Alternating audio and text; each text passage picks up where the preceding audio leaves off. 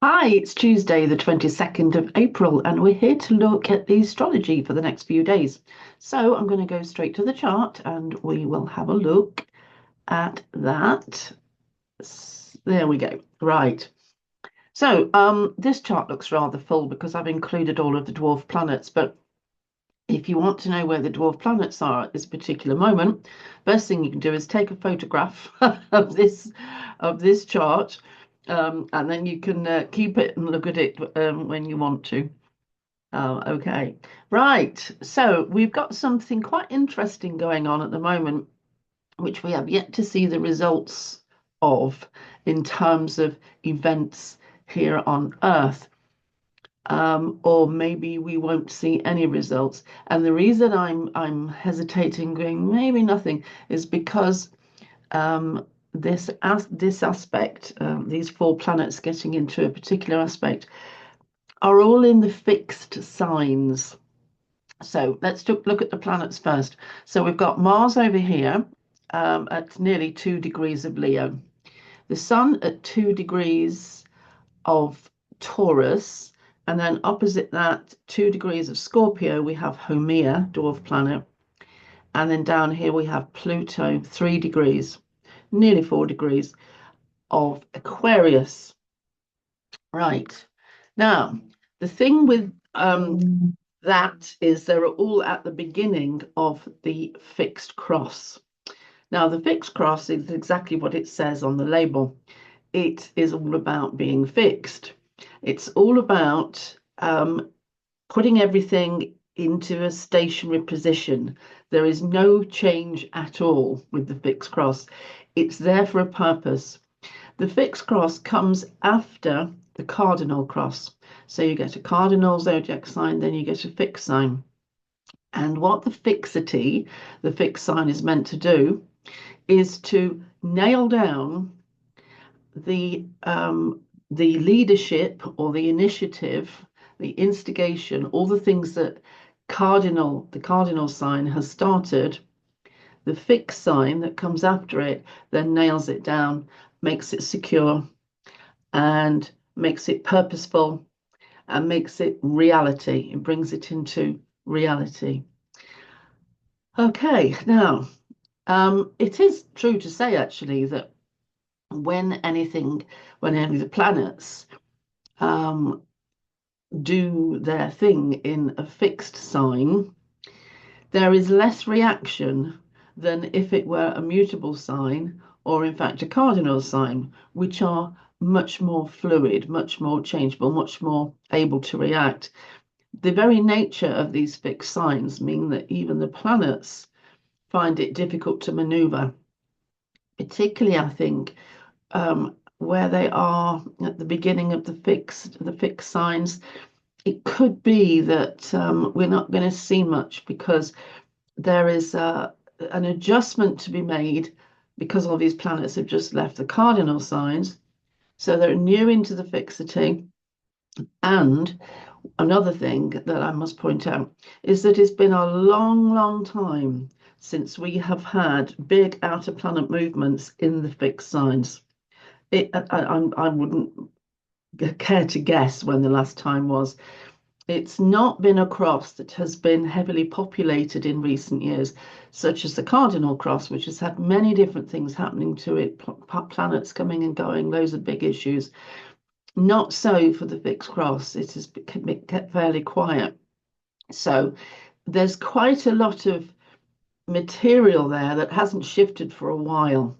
And my bet is it's like being in concrete Wellingtons. Everything is so fixed that it would take 2 or 3 planetary movements to start to shake the foundations. That's my guess anyway. Right, well, we'll just go back and have another look at this. Okay, so there we go. We're sharing again now. Yeah. Okay, so Sun in Taurus. Oh, let's just talk about the Sun in Taurus all by itself, actually. I love this time of the year with the Sun in Taurus. Taurus is all about nature. It's all about our first experience of what is best about our Earth and about our dimension. So we have here an earthy physical dimension, or at least we think we do anyway. There was a big bang, and energy clumped together into what we can taste and feel and touch. It has height and width and depth, it's measurable. This is Taurus's elation. This is the ecstasy of Taurus, to celebrate the very presence of the earth element and to look around at all the beauty on the earth. So here in the Northern Hemisphere, everything's bursting into life. The trees are coming with their new green foliage.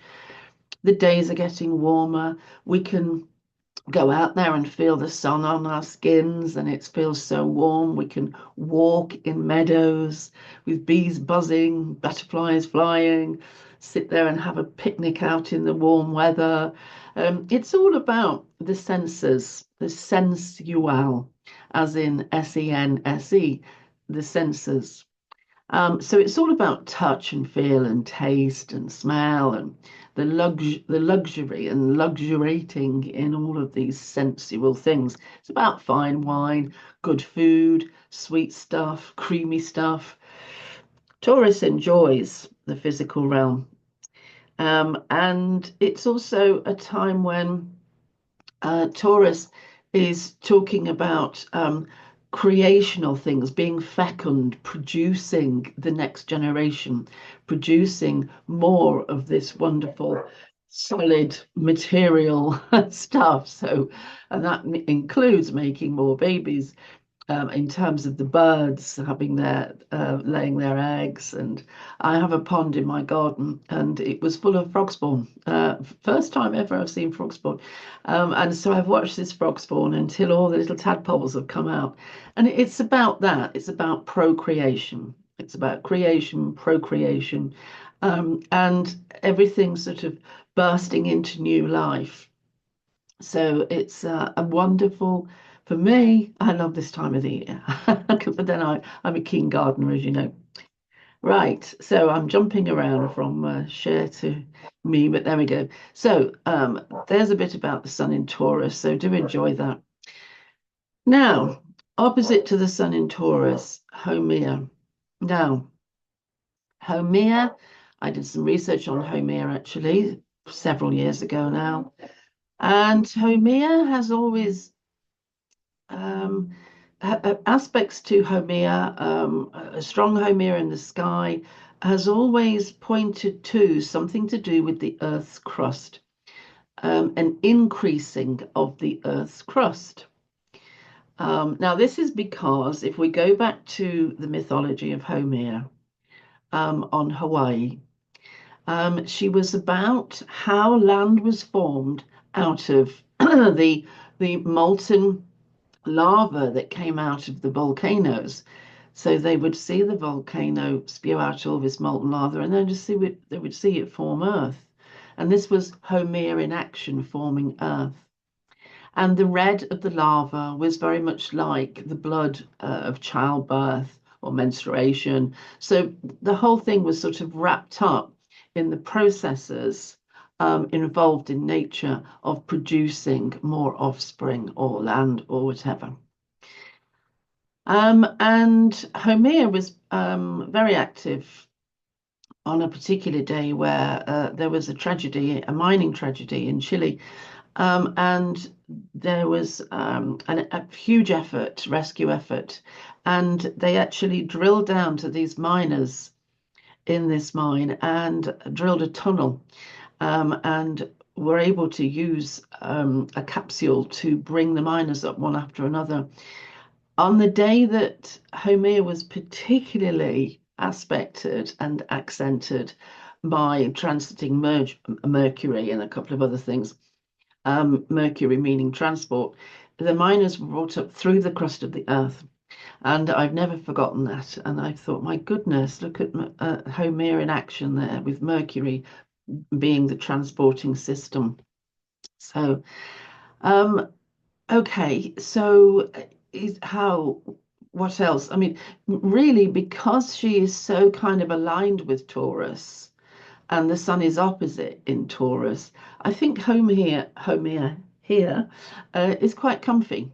I think there's something to be said for the physicality of this opposition between the Sun in Taurus and Haumea in Scorpio. Crossing that, we have Mars in Leo. Now, Mars is in fire sign here, loves being in fire. Mars can get out, get excited, get combative, have a war, have fights, get on a battlefield, fuel everything with testosterone or adrenaline, and so is there to basically inject everything with a vast amount of energy. Okay, now opposite to that is Pluto. Pluto recently moved into Aquarius, just finding its feet, and Pluto very much about creation, very much about increasing wealth and moving things on to what they must become. Pluto will be generative and generate in Aquarius, and therefore will generate the things that Aquarius represents. So we get techie things, and we get artificial intelligence, and we get electricity.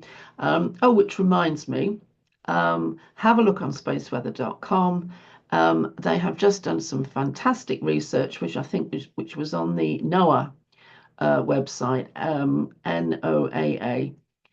But have a look at it on spaceweather.com. I think it was on around the 18th, something like that. You'll have to go through the days to find it.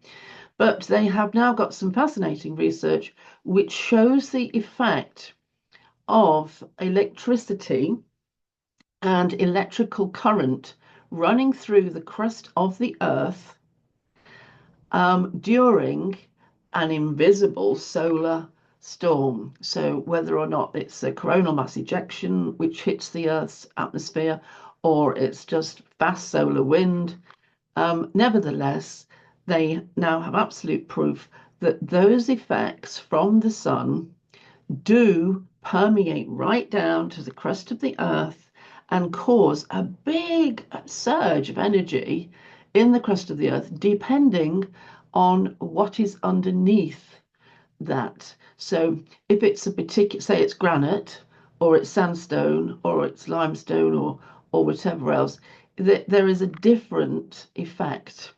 And so it is absolutely right to say that the ancients who sought the granite mountains in Wales were absolutely right to do so. The electrical current increases the magnetic pull of that rock. There you go. So, although spaceweather.com doesn't go that far, I know the rest of the details from other research I've done, and I've just put two and two together. So I've just mentioned the crust of the Earth, haven't I? And so I'm thinking, as I'm talking to you, I'm thinking, well, that is one of the results of what we're looking at here for certain. The fact that we can now say that the Earth talks, that it is speaking to every other part of the solar system, because that electrical current is connected to every other part of the solar system. The electromagnetic radiation, it's all around us. It travels way out beyond our solar system as it happens. So there we go. I think that's very, very interesting. Right. What else have we got here? The moon is at 22 degrees of Aquarius as it happens. So that is coming to the end of Aquarius, but it is still there for the time being. And so that again is accenting the fixed nature of the atmosphere around us, the electrical environment in the electrical universe, the fixed nature. Okie dokie. Right, I'm just going to stop the share. Okay, I hope that was interesting, and it's been lovely to talk to you. I am halfway through a blog. I intend to write more blogs and do less videos. The blogs will be going on my website, AlisonChesterLambert.com. On that website, you can actually find somewhere a link to sign up to my newsletters. Now, don't laugh. You'll see there that it says monthly newsletters. Honestly, you'd be lucky if you get one a year. But I'm going to write the blogs for the newsletter, which will hopefully encourage me to send them out, and also place them on my website. So there's no way really of alerting you to when I've posted one, unless of course you watch a video, and in the video I'll say I've just posted one. The one I'm writing at the moment is about Neptune, actually, and Neptune's move into Aries. And it's sort of half formed. I will finish it tomorrow. I've got to. Anyway, so I'm thrilled to give you this video today. And then there'll be another one towards the end of the week, and I'm sort of like reducing it down to 2 a week because I don't think everybody gets the time to watch 3 a week anyway. And so I think it makes more sense to put some stuff out in different areas, and then you can pick and choose which you want to look at, should you want to watch anything, that is. Okie dokie. Right. Well, it's been great to talk to you, and I will be here later in the week, probably Friday, I should think, at this point. We'll see. And thank you, thank you, thank you, thank you, thank you for being here. I really appreciate it. Thank you. If you weren't here, then honestly, I wouldn't do this. I'd just be talking to myself. It's only because you're here that I'm here. Thank you. Okay, I'm going to go now. Bye.